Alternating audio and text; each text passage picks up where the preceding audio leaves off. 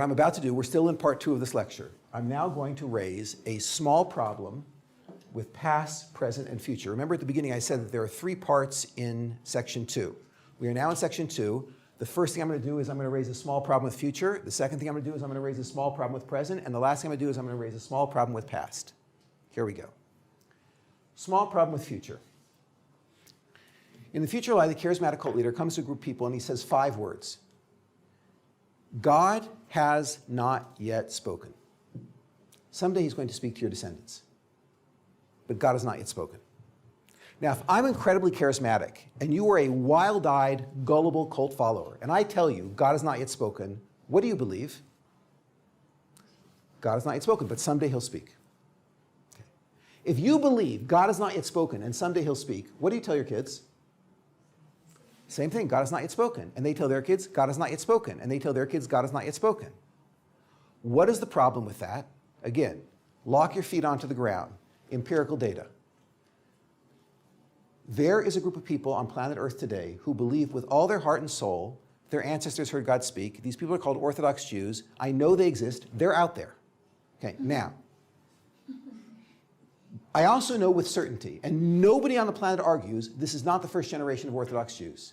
Everyone who's involved in this debate agrees. These Orthodox Jews, the vast majority of them, came from a previous generation of Orthodox Jews. And everybody agrees there was a generation before that as well. And if you actually go and look at the data, if you'll come down to the Israel Museum with me and you'll look at texts, I can show you a chain going back for at least 2,000 years of these people who believe with all their heart and soul that God spoke to their ancestors. Okay? No one argues on this sociological phenomenon. The whole discussion is, what's at the top of that chain? Is that a charismatic cult leader or was that God at Mount Sinai?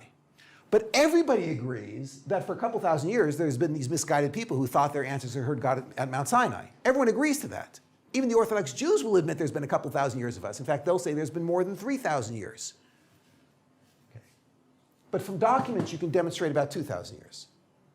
Now, the problem with the future lie is, if I come to you and I say to you, God has not yet spoken, and you believe it, and you tell your kids, God has not yet spoken, and they believe it, and they tell their kids, God has not yet spoken, you'll end up with a chain going down through history of people who say 5 words. What are they?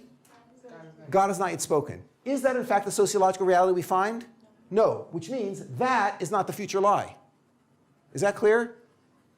Now, someone could have told a future lie, and at some point it could have segued into present or past. And present or past, once you hit present or past, then you'll end up with a group of people saying, yes, God already spoke.